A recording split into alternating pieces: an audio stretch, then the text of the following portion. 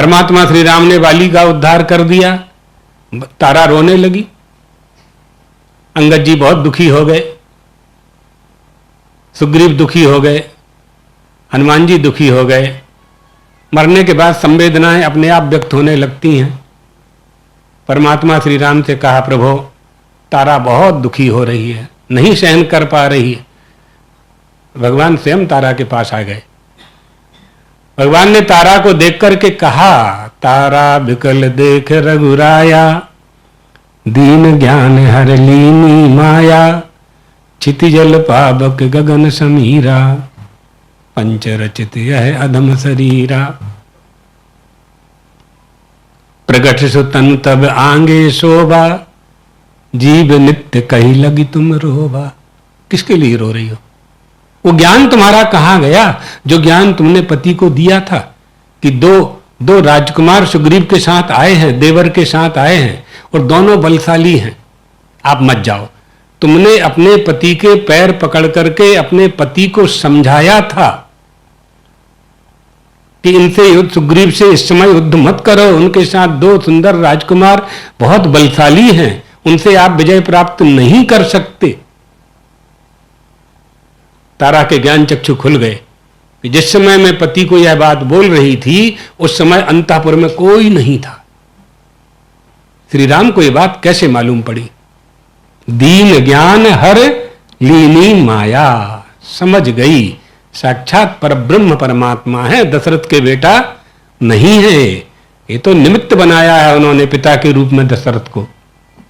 रामम विद्धि परब्रह्म सच्चिदानंदम अद्वयम, सर्वोपाधि विनर्मुक्तम, सत्ता मात्रम गोचरम, आनंदम निर्मलम शांतम, निर्विकारम निरंजनम। चरणों में गिर गई। बाली से भी भगवान ने कहा था, जब बाली ने उलाहना दिया कि आपने मुझे मार दिया, तो भगवान ने तर्क दिए, अनुज बधु भगनी सुत नारी। उसके बाद भी बाली दुखी हुआ तो भगवान ने कहा, अचल करो तन राखहु प्राणा। वाली कहा, सुन कृपा निधा, मैं तुम्हें अमर कर देता हूं। वाली ने कहा, नहीं भगवान, अब नहीं, अभी नहीं। जो महापुरुष, जो सन्यासी, जो महात्मा जन्म जन्म मुनि जतन कराही। मुनि में सबको समेट लो। जन्म जन्म मुनि, मननाथ मुनि, जन्म जन्म मुनि जतन कराही। बड़े यत्न पूर्वक बद्रीनाथ में तपस्या करके ध्यान करते हैं कि अंत समय राम राम मुंह से निकलता रहे और राम के साथ ही प्राण निकलें, राम राम कहते हुए प्राण निकलें। ये यत्न करते हैं और हमारे तो सामने श्री राम खड़े हुए हैं। ये ज्ञान बाली को हुआ और ये ज्ञान कब हुआ? जब भगवान श्री राम ने उलाहना देने पर बाली से कहा कि मूढ़ तो है अतिशय अभिमाना, नारी सिखावन करसी न काना। तेरी पत्नी ने जो उपदेश तुझे दिया था, पत्नी को तुम पत्नी मानते हो, पत्नी को अगर ब्रह्म विद्या मान लो, उसके बताए हुए मार्ग पर चलो तो तुम्हारा कल्याण हो जाए। एतदर्थ सनातन में पत्नी को धर्म पत्नी कहते हैं। धर्म को साक्षी करके, अग्नि को साक्षी करके जिसने पातिव्रत धर्म की प्रतिज्ञा ली है और वह पत्नी अपने पति को धर्म के मार्ग पर चलाती है, तभी वह धर्म पत्नी कहलाने की अधिकारिणी होती है।